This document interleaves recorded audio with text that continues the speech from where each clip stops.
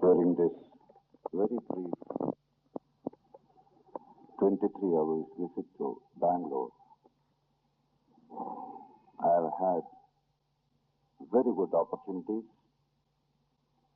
to commune with the minds of the people of this city in 3 meetings yesterday. Different types of minds: Institute of Mental Health, the Parliament in Malleshwaram, and the general public in the hall of the Bharatiya Vidya Bhavan.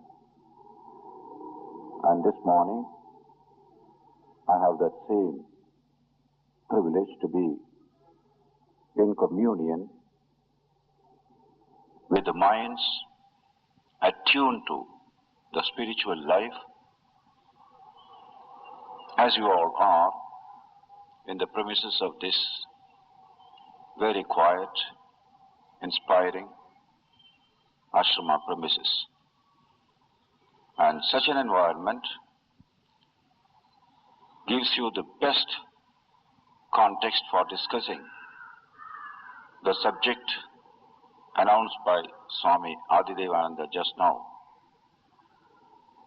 Sri Ramakrishna's life and mission. Ramakrishna's life is extraordinarily interesting for us today. When you see how he approached his life's mission, first to experiment with it, next to share his insights with the rest of the world, the whole gamut of his experiences has so much to give to us in this modern age. It is a very vast subject, where in 50 years' life, a man condenses centuries of human development. Brahmachari introduces Ramakrishna in his life of Sri Ramakrishna in these words: Ramakrishna is the consummation of the 2000 years spiritual life of 300 million people. How one single mind can compress so much in so short a time, and what message it has to us in this modern age, is a subject I shall dwell on this morning. But because our time is limited, I will take only some of the highlights of that life and that mission. It will take hours to discuss the various aspects of Ramakrishna's life, experiences, but one thing that strikes you when you study Sri Ramakrishna's life, he was, for the best part of his life, an explorer into a region which we usually refer to the region of the spirit, the region of religion. But that is putting it rather in a very crude way, because the word religion means everything to everybody. But there is something precise about it. And the Upanishads give you that precision when you deal with this subject of religion and its relationship with the rest of human search. In the Mundaka Upanishad, there is a division of all knowledge into 2 categories. A student goes to a teacher and asks him this basic question: Kasminno bhagavo vijñāte sarvam idam vijñātam bhavatiti. What is that, O blessed Master, by knowing which everything in this manifested universe becomes known? the question assumes there is a unity behind the diversity of this universe. If you know that unity, you know all that is there in the manifested universe. So, kasminno bhagavo vijñāte sarvam idam. Idam is a technical term. It covers the entire gamut of manifestation, the manifested universe. There is a seed and there is a tree. The seed transforms itself into the tree and the tap root and other roots. The root is invisible, the tree is visible. But seeing the tree, you presume and you suspect there is a root below and there was a seed below. Idam represents the manifested tree, and what is called ado is that root or the seed. To know every item of this manifested universe. But the human mind has understood that if you can go to the root of things, you can understand whatever is there within that region of manifestation. Effects can be studied in the causes. The causes are much more compact. The effect is much more diverse. As we do in normal physical sciences, taking experience as a whole, the student asks that question.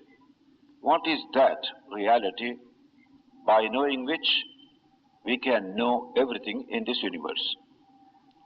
And we know in the modern context how in this science of physics, the great scientists like Einstein, following the trend of physics for the last 300 years of reducing multiplicity into unity, as that's what we have seen in science, a few fundamental postulates or fundamental elements we study, the rest are merely manifestations of this. Finally, a few fundamental energies and forces. This kind of unity behind diversity, which physics try to discover, in that ultimate, namely the unified field theory in physics, not yet proved, just suggested. The very trend of thinking is what is indicated in that question. What is that basic reality by knowing which we can know everything? To this question, the student receives an answer from the teacher. My dear boy, knowledge belongs to two categories. Aparavidya, paravidya. Dve tveva, vidye veditavye. Itihasmayat brahmavido vadanti. Knowers of Brahman. Brahman standing for the totality of reality. Unmanifested and manifested, combined. Knowers of Brahman tell us that human mind has to search for two types of knowledge. One is called aparavidya, ordinary knowledge. The other is called paravidya, extraordinary knowledge or higher knowledge. Then what is aparavidya? He details, and in that detail you can find the contemporary concept of positivistic knowledge. Whatever knowledge can be gained through sense data, processing of sense data, all that is called aparavidya. Knowledge of changeable, perishable aspects of reality, which just come and go like waves. All that is aparavidya. And into that category, that bold thinker also includes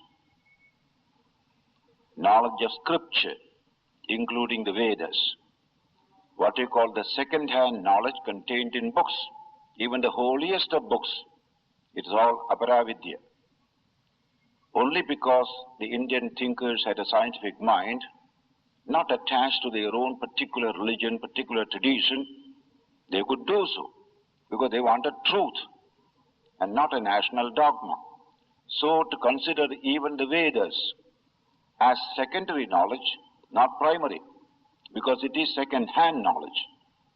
That idea is repeated by Sri Ramakrishna today when he tells us, see that tradition, that the Vedas, the Bible and the Quran do not contain God, said Sri Ramakrishna.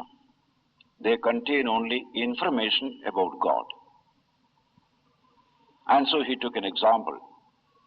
The Hindu Panchanga almanac often contains forecast of the rainfall of the year. This year there will be 30 inches rainfall, 60 inches rainfall. Saying this, Ramakrishna added, but if you squeeze the almanac, you won't get a drop of water.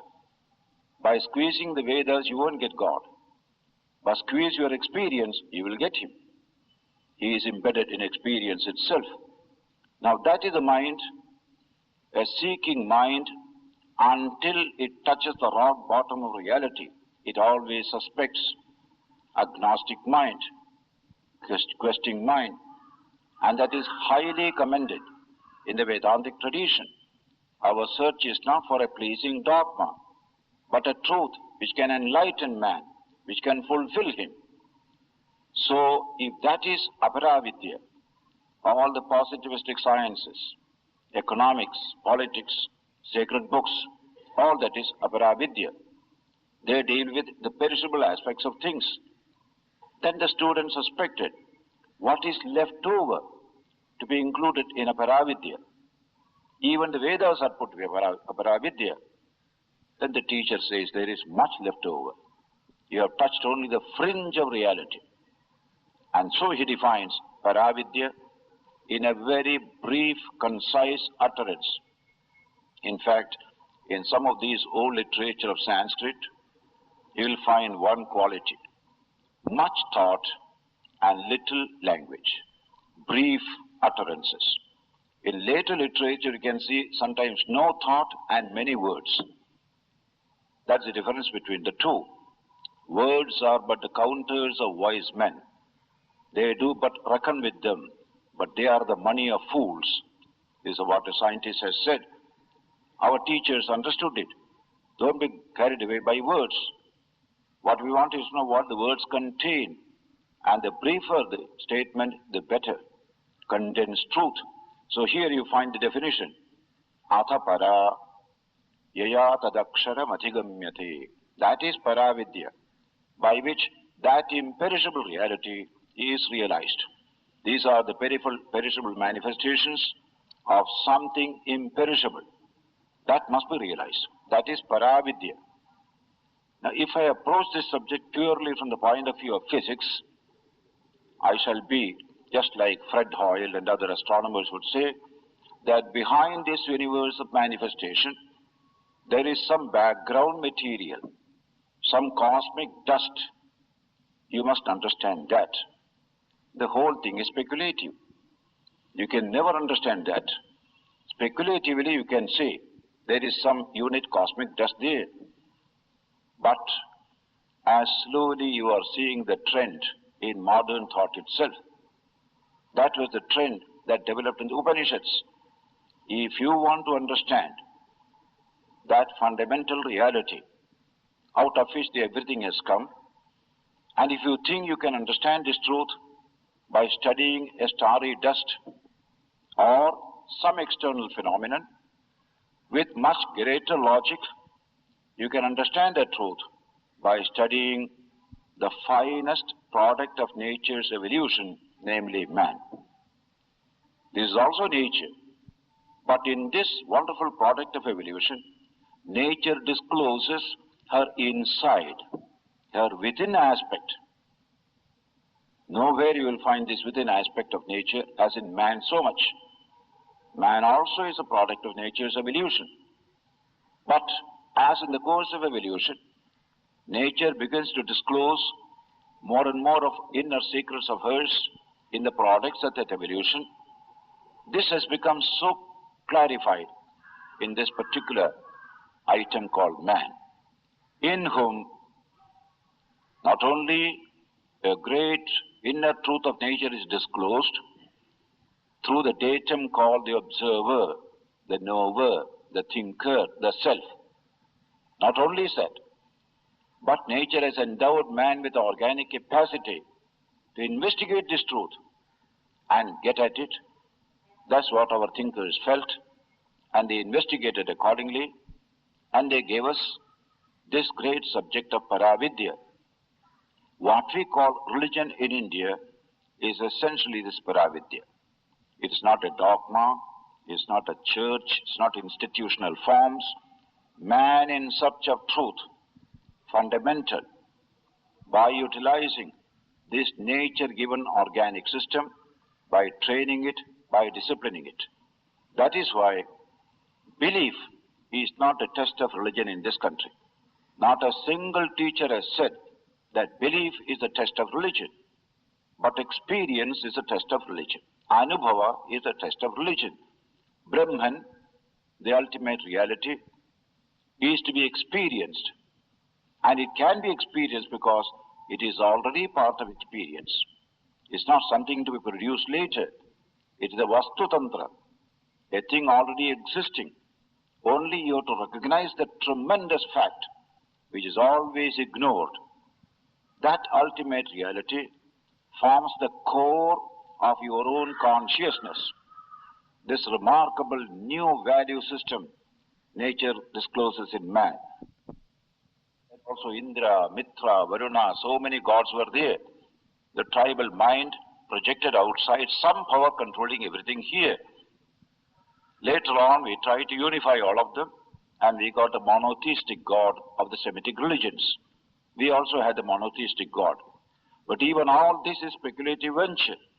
There must be a God behind all this, outside all this. Our people did not stop there. Said this God doesn't satisfy. You can't know him. You can only believe in him and somehow conduct your affairs here. They dethroned that God, or rather, they try to understand that God through a God which is really given in experience itself. Yat sakshat, aparokshat, brahma, ya atma sarvantaraha, tam me vyachaksha. A student goes to a teacher in the Brihadaranyaka Upanishad, and he says, I am fed up with all these gods and deities here and there. I can't understand them, I can't realize them. People produce so many conceptions of God. I don't want a conceived God. I want God himself.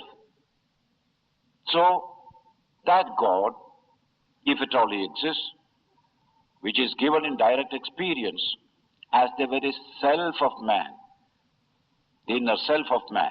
If there is such a thing, tell it to me. And so the Shvetasvara Upanishad, one of the fine Upanishads, Shvetashvatara, says, Yad Atma Tattvena hi Brahma Tattvam Deepopameneha Yukta Prabhashed Ajam Nityam Sarvatatvai Prasiptam Jnatva Devam Muchyate Sarvapashaihi.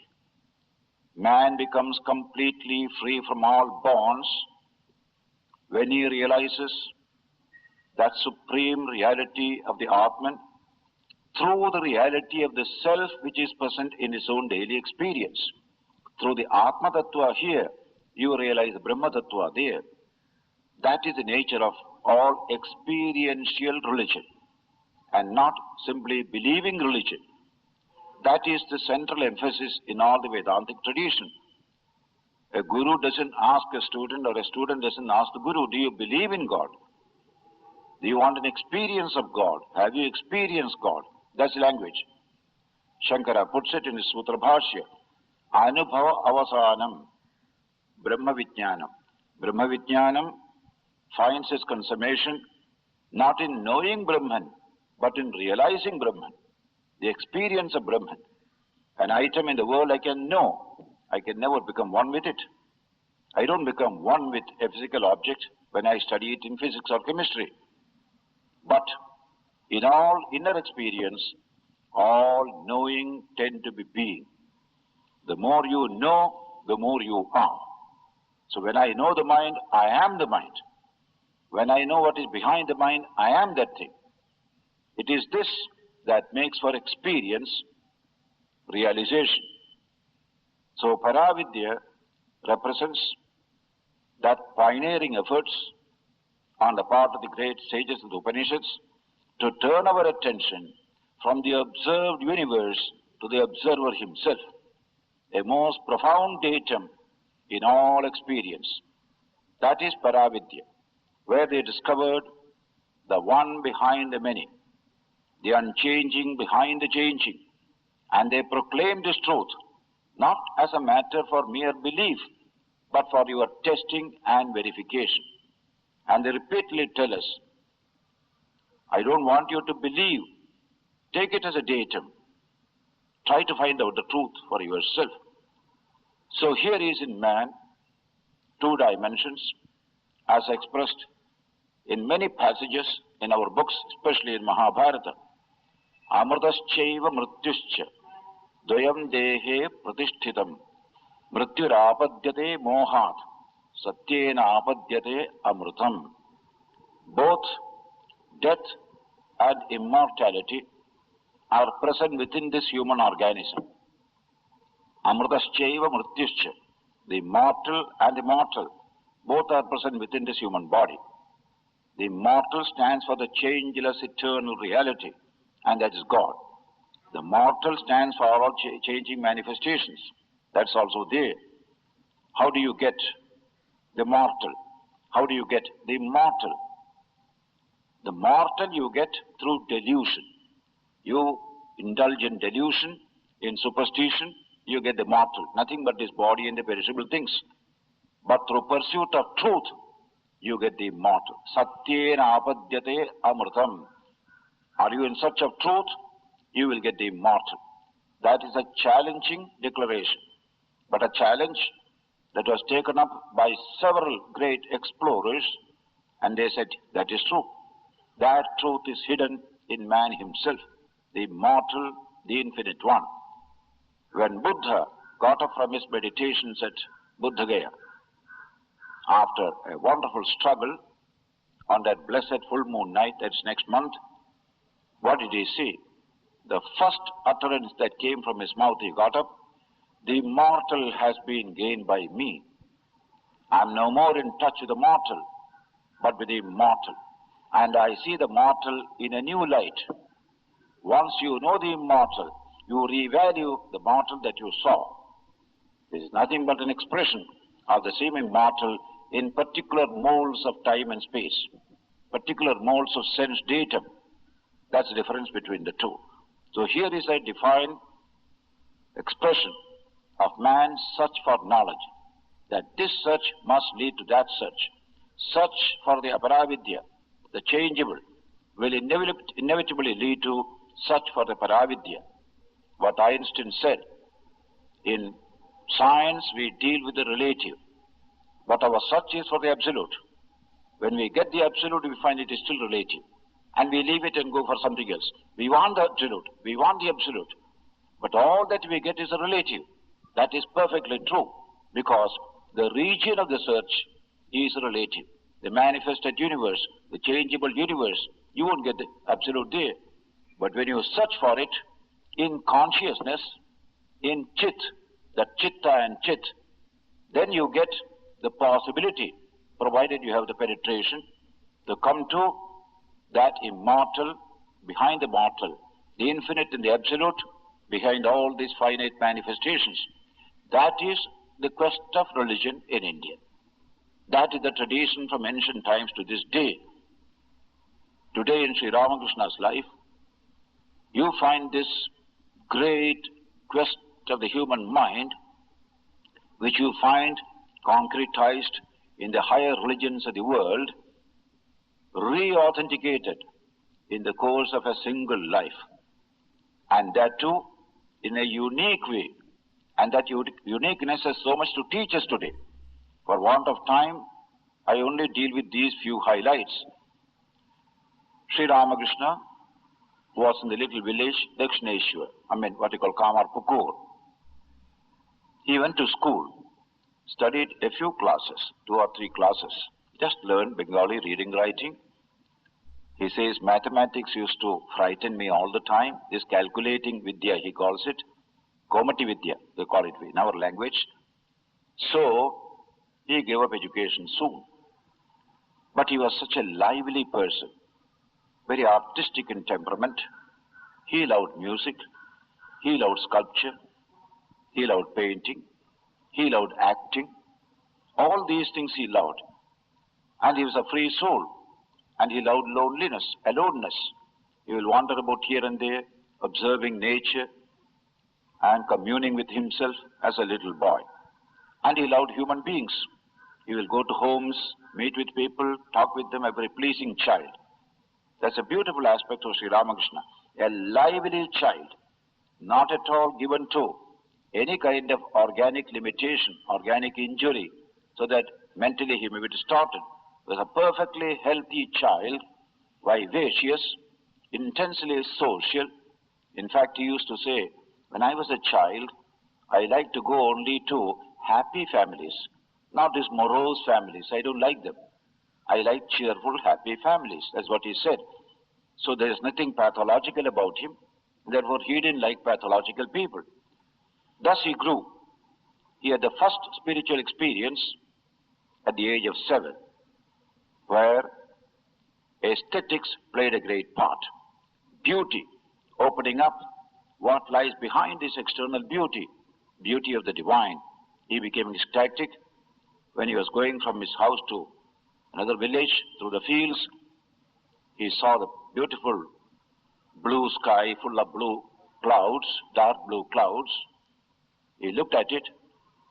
Against the background of the sky, he saw a flock of white cranes flying. This beautiful contrast made him enjoy that beautiful scene presented before him. And immediately his mind sped away from this world of manifestation and became deeply absorbed in itself. And in that state, he fell down. His little wicker basket containing his little muri, ganjampuri as we say here, got scattered. Later on, people saw him in that condition, lifted him. Now, Romain Rolland describes this particular incident. This is called ecstasy, the mind going beyond this relative experience into some deep inner realm. Saying this, Romain Rolland says, later on, Ramakrishna was to spend most of his time in such states. The normal state was very little, a punctuation of the same state all the time. But this was the beginning. Then other experiences came as a boy. But he did not get education. He didn't find any interest in this education. Come 18 years old, brother goes to Calcutta in search of a job to maintain the family. Father is dead, hardship in the village. Ramakrishna goes to Calcutta, helping his brother in doing little odd jobs. One day his brother turns to him, Gadadhar, that was his boyhood name. Gadadhar, you must go to school. You must get education. Otherwise, how can you conduct your life? He pressed his brother very much. When it became too much, the brother gave a very remarkable reply. Brother, what shall I do with this mere bread-winning education? The Bengali language is simple. Chal kola bandhana vidya. A knowledge by which you can get a good salary, enjoy a comfortable life, that's all.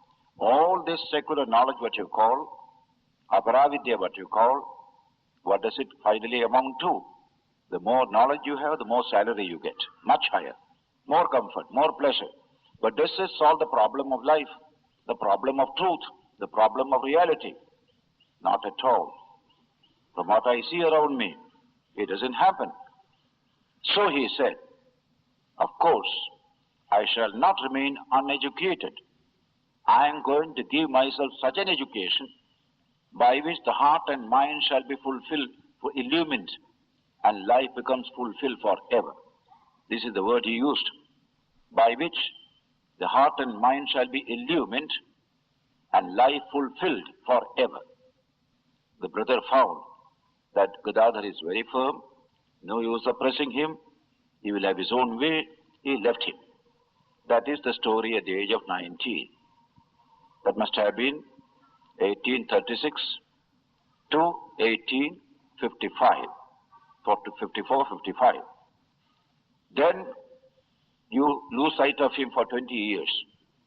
See him 1875 as Sri Ramakrishna, a great teacher to whom great men are going to get a new type of education. During those 20 years, what did he do? That's a question we have to ask today. Did he give any education to himself? Or did he waste his time? Generally we call it wasting one's time. Creativity doesn't come by merely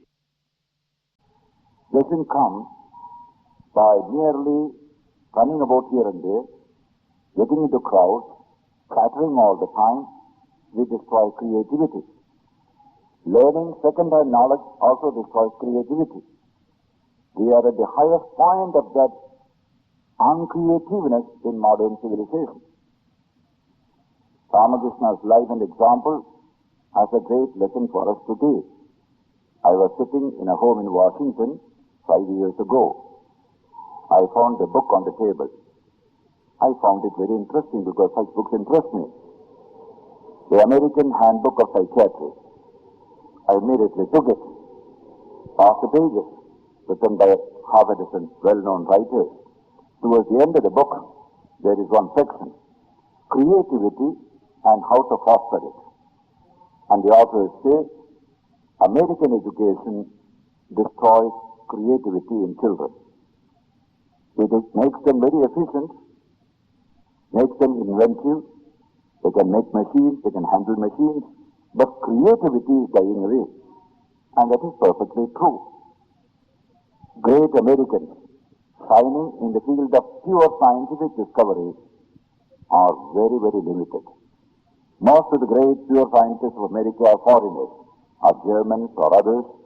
Americans are good in applied science. They are saying there, why? Something we are missing. And so, number of prescriptions given there. Creativity and how to foster it. One, the American children must give less and less time to work, more and more time to think.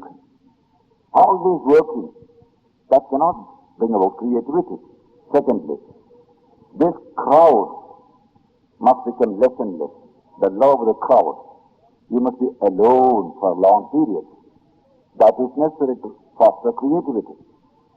Thirdly, authors suggest even radically, even moonwalking must be encouraged in children. Simply waste of time is very good for creativity. That's also mentioned there.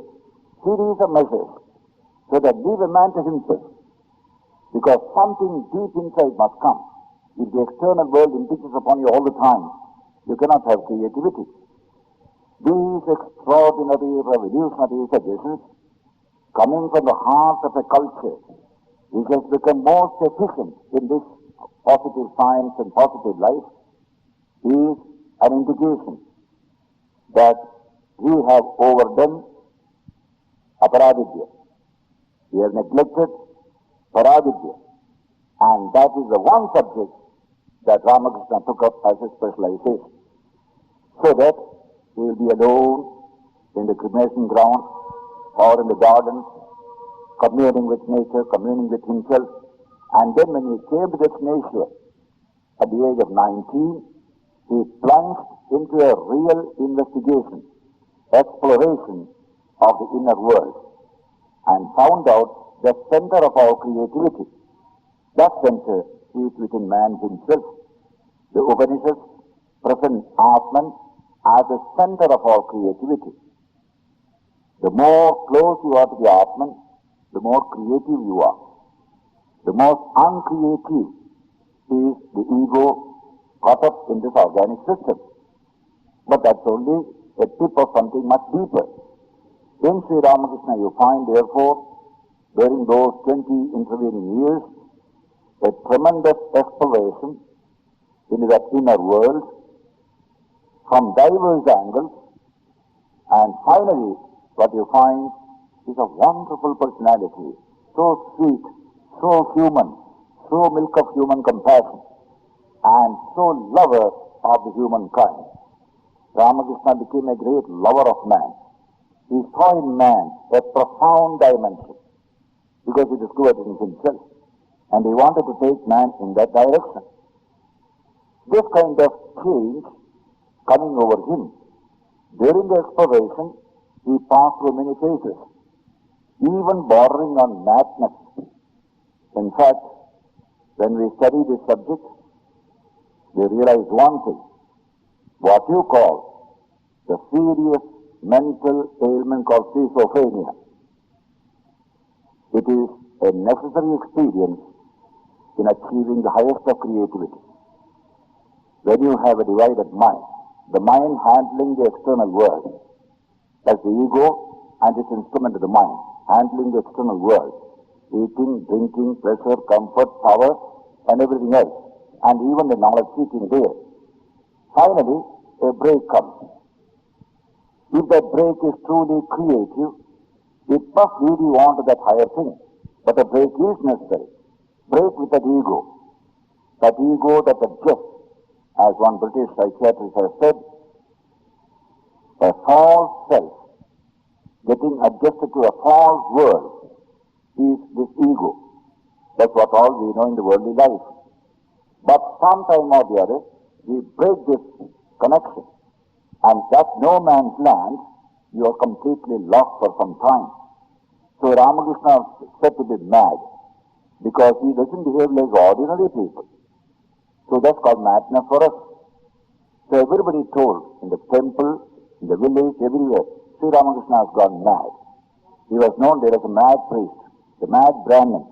That was the name given to him. When his first guru came to him, Bhairavi Brahmani, first he realized the truth himself, but he was not sure whether it is true, because it has not been related to the tradition of truth seeking. There is a tradition in this kind of truth seeking. At that time, a first guru comes who could take him through the really approved path. That is Bhairavi Brahmani. That's another uniqueness is Sri Ramakrishna. The guru of a great spiritual teacher in the modern age, the first guru was a woman, Bhairavi Brahmani. As soon as Sri Ramakrishna saw her, she was drawn to him, he was drawn to her, she came near. And the first thing Ramakrishna said, "Mother, people say I have gone mad. Is it possible that thinking of the imperishable, immortal reality, man goes mad? Please give me help in this matter." And that wonderful lady says, looking at this young man, "Yes, my child, you are mad. And when I look around, I find everybody is mad. Mad after wealth, mad after power, mad after pleasure. But your madness is the best madness. It is a creative madness. Out of this madness will come whatever sanity will be there in this world. This is a profound madness." That was the reaction of that great lady. And then what happened? She takes him through the really explored path in the various spiritual traditions of this country, as given to us in the Vaishnava tradition, in the Shastra tradition. Later on comes other gurus, including that great Totapuri, the Advaitin, the Jnanamargi, takes him through that Advaita Jnanamarga, extremely difficult path. All these are very interestingly described in the life of Sri Ramakrishna, and also that great book out of which every other life has come, Ramakrishna, the Great Master, by Swami Siddheswarananda. Never in the history of religion has there been a real study, objective, with facts and data, of how a man attained God. We see a man as a teacher, fully developed as a divine teacher. But the methods he followed, the difficulties he encountered, the instructions he got, these things you will find for the first time in detail only in Sri Ramakrishna's life. And so, passing through all these various experiments, experiences, he realizes certain great truths, achieves certain great insights. Himself as a personality becomes a remarkable change. During those 20 years, he didn't like human company. He wanted to be alone all the time. As soon as the experiments were over, he had touched the very depth of reality. A new love comes in him. He wants to commune with a human being. I want to talk to them. I want to commune with them. And so at that period, whenever a little ecstasy came to him, some samadhi came to him, he prays to the Divine Mother, Mother, don't give samadhi to me. Give it to those who want. Let me commune with men. I want to commune with this human body. Because I know in them there is something remarkable. They don't know it, but it is there. And I see it. That is the second Ramakrishna. Intensely human. Romero refers to this also. See, a man undergoes a change as a sadhaka. At the end of it, a new change comes upon him. Completely different. Intensely human. Full of smile, full of laughter, full of compassion. That is the Ramakrishna that became the great spiritual teacher of Paravidya. And that Ramakrishna had an attraction to attract every type of people. And when I say every type of people, literally true. Those who came to Ramakrishna belonged to every type of mind and mood. Usually pious people go to a great teacher. Believers go to a teacher. In the case of Ramakrishna, the pious, the impious, the agnostics, the skeptics, all sorts of people went to Ramakrishna. And he welcomed all of them. And all of them got something wonderful from him. Among these people, you take two. One is Narendra, Swami Vivekananda, whom we can consider the very symbol, the exemplar of the modern mind.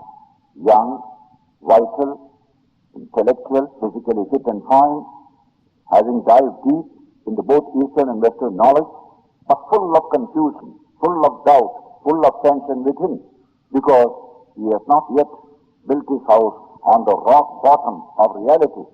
Still it is shaky basis that he has built. All modern knowledge is the same. But he is in search of it. It is that search that brings him haltingly, doubtingly to Ramakrishna. When it was suggested to him by his uncle, Naren, why do you go here and there to search for God? You are failure everywhere. If you want to really see God, go to the Krishneshwar. There is Sri Ramakrishna. You will achieve your end. As soon as he heard it, he reacted. What? I going to that mad priest? I who have studied such great authors of Western culture, Western science, Western philosophy. It is foolish for me to do so. But he was persuaded. Go. See the person. Something may happen to you. So he goes with all the halting, suspicious mind, and Ramakrishna welcomes him. And something extraordinary. This man representing Paravidya finds in this boy the very representative of Paravidya. A remarkable kinship. There is no conflict between the two.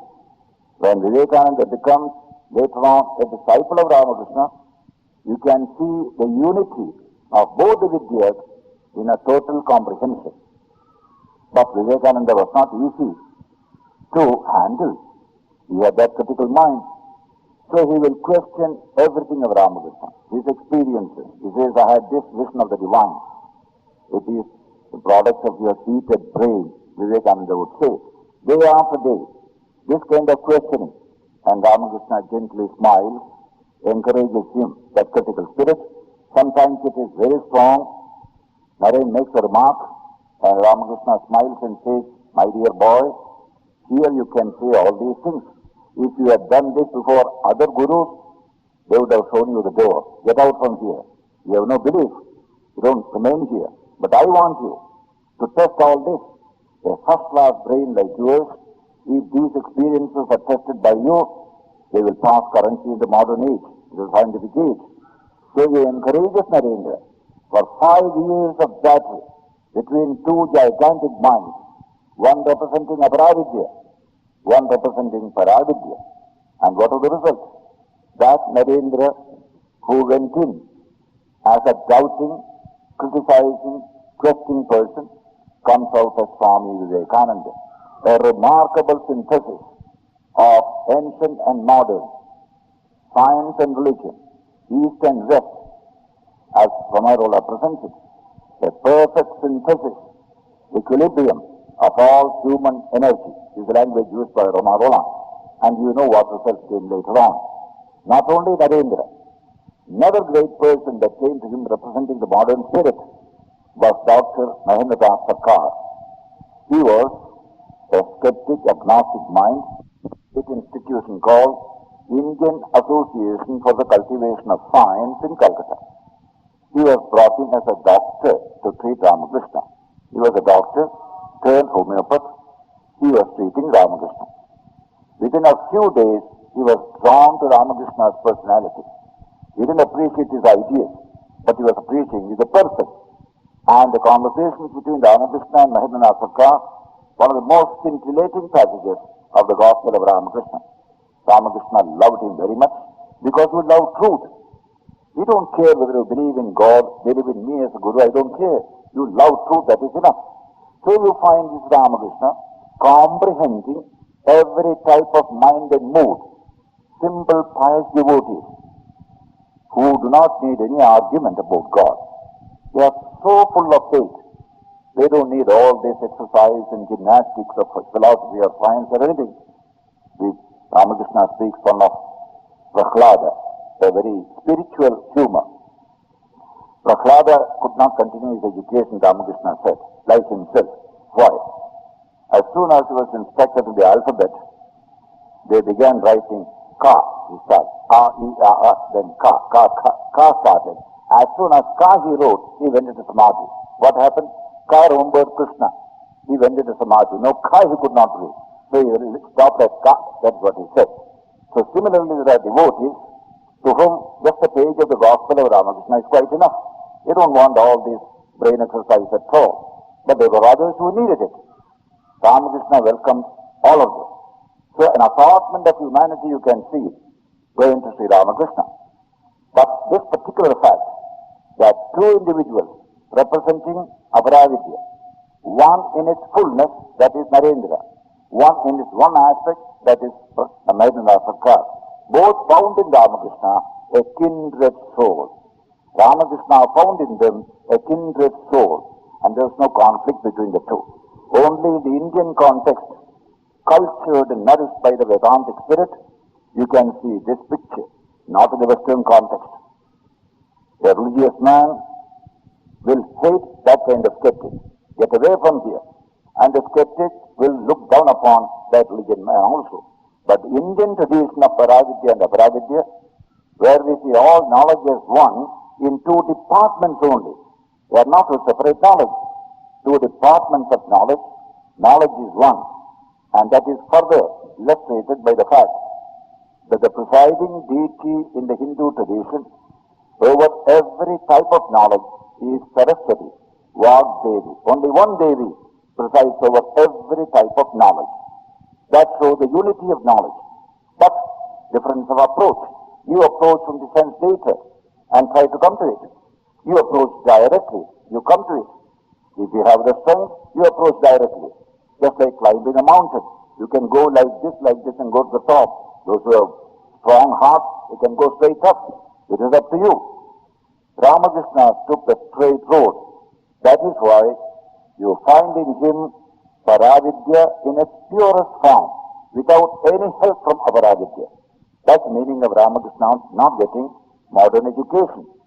But Vivekananda has everything that modern education can give, plus physical vitality, intellectual strength, and that Vivekananda, sitting at the feet of this great soul, can we say therefore that Ramakrishna was illiterate? Can we say Ramakrishna was uneducated and he had no knowledge? What did he do there? Certainly not reading books, but he did something else. This is a challenge before all modern knowledge today, that Ramakrishna had knowledge, but a knowledge that did not come by studying ABC in the external world. And yet he had knowledge. What is that knowledge? Can we dismiss it? It stands before you with a challenge. It stands before the whole of modern scientific knowledge as a challenge. How do you account for this remarkable personality? That is how, for 6 years, Ramakrishna taught in the Dakshineshwar temple, that little room in which he lived, becoming a university, where the highest knowledge is being imparted, the highest knowledge by which you develop the highest character, the highest fulfillment as well. That is the product which you call Vivekananda. Ramakrishna and Vivekananda are presented by Romarola in 2 more statements. I see these 3 statements are very, very stimulating, very, very suggestive. First, as I quoted, Ramakrishna is the confirmation of the 2000-year spiritual life of 300 million people. The second statement is very interesting. He said, Ramakrishna and Vivekananda are the splendid symphony of the universal soul. That is a beautiful statement. Universality. They, through their experiments and experiences, reach to the universal dimension of all existence, from where they could contact any aspect of these manifestations of the universe. Secondly, there is a fine passage in the introduction itself, a word to my Western readers, where Romarola says, everyone is engaged in reading the book of nature. Scientists, philosophers, social idealists, simple people. We are all engaged in studying the book of nature. But even the best of us may have read only 1 or 2 pages of this remarkable book of life. But what was my surprise when I found here is the illiterate priest of Kali holding out to me that whole book of life, of which he himself has studied every page. This is the language he uses. Ramakrishna has studied the book of life every page. That is universality. That is the meaning of the statement, Yaya Tadaksharam Adhigamyate, by which you realize the imperishable, that is Paravidya. Now all these various aspects of Ramakrishna's life and his great mission in this world are really challenges to the highest level of modern scientific investigation. And he came with this challenge and with this mission, raise knowledge to higher and higher levels. One level is not enough. Knowledge is infinite. And so, you find the scientific age of ours being invited to continue scientific investigation into fields which are generally untouched by physical science. That is the borderline to which we have come in the modern age. Not only the world of religion, which is unified in Sri Ramakrishna's life and mission. Hindu, Muslim, Christian, conflict with each other, even within the same religion, conflict between one denomination and the other. All these conflicts become resolved in the great vision of harmony of Sri Ramakrishna. But there is another gulf that needs to be bridged, that is spirituality and physical science. Aparavidya, Paravidya, that is also found resolved in this great teacher, that is also found illustrated in that utter friendship, complementarity between Narendra and Ramakrishna, so that Ramakrishna's mission in this modern world is to take us from the surface region of conflict, differences, etc., to the deeper region of harmony, unity, and fulfillment. This, both in the secular field and the spiritual field. We cut up life into religion on one side, politics, economics, and other things on the other. This division is entirely bad, unwarranted in Vedanta. Vedanta is a philosophy that takes the conclusions of the positive sciences and the conclusions of the inner science called religion, unifies them, and presents a very synoptic vision of the universe and human life and destiny. That meaning of Vedanta, Sri Krishna expresses it in a simple utterance in the 13th chapter of the Bhagavad Gita. Consider the body as a kshetra. Consider the self as a kshetrajna, and consider me as a unity of the kshetra and the kshetrajna. Kshetrajnam chapi mam vidhi sarva kshetreshu bharata kshetra kshetrajnayo jnanam yatta jnanam madam mama. Consider the body as a field of the kshetra. Consider the self as a kshetrajna. Consider me as the one kshetrajna in all the kshetras, one self in all the bodies in the world. And that knowledge which unifies knowledge of the kshetra and knowledge of the kshetrajna, that is true knowledge. That is real knowledge. That is called jnanam in the true sense of the term. Now, in this background, you can really see the shining personality and mission of Sri Ramakrishna. This country can become a home of that unification of knowledge, unification of diverse fields of human endeavor, so that man can reach total human fulfillment. This is how Ramakrishna stands in relation to all of us in this contemporary age, both in East as well as in the West. Sri Ramakrishna's greatness has been sung by very outstanding thinkers. Apart from Ramakrishna and Max Muller, we had our own Tagore giving his remarkable tribute to Sri Ramakrishna. Swami Vivekananda has expounded the mission of his master in one very big lecture in New York. That's a lecture which is worth being studied by everyone. My Master, a masterly exposition of the life and mission of Sri Ramakrishna. Tagore's tribute is beautiful, given during Ramakrishna centenary, 1936 and 37. I conclude my speech today by sharing with you that tribute in Bengali first, later in English translation. Bahu sadhaker bahu sadhanar dhara jnana tomar milita hoye chitara tomar jeevane rasi mer lilapathe nutan tirtha roop nilage jagate desha videsher pranam anilotani shethai amai pranadidilang yani.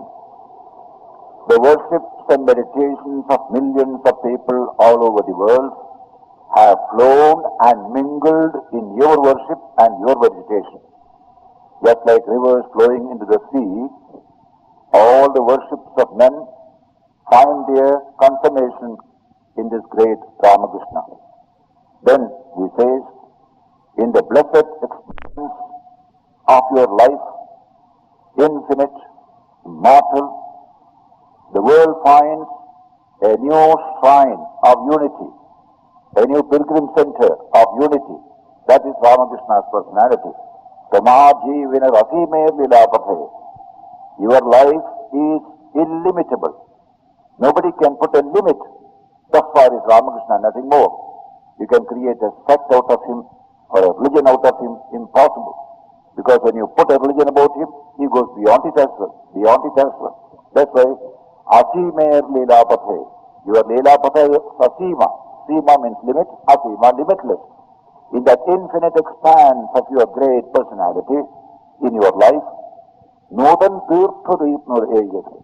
It has condensed itself in a new place of pilgrimage, Tirtha. And that Tirtha has a great quality. It attracts everyone, the theist, the atheist, the believer, the non-believer, everyone. Desha Videshe Pranam Anilotani. It draws the salutations of men and women in all parts of the world, to which Shethai Amai Pranadidilang Yani, to which I add my own humble salutation. That is the poet's tribute to this extraordinary personality our country produced in the modern age. He came at the right time when modern knowledge is at the crossroads.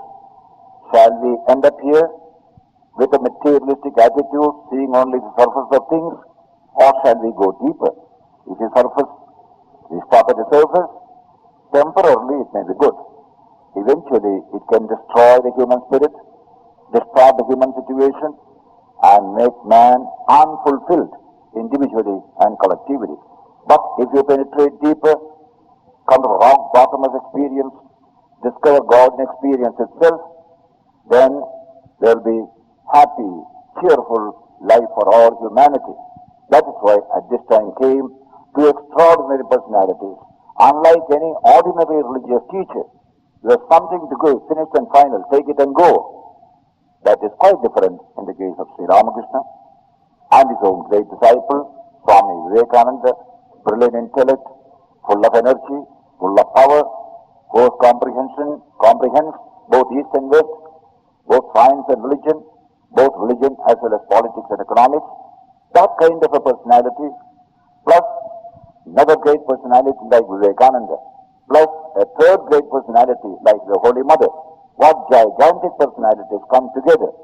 The energy resources becoming available from the junction of these powerful personalities are resources that alone can compose the distractions of the remarkable age in which we are living. Thank you.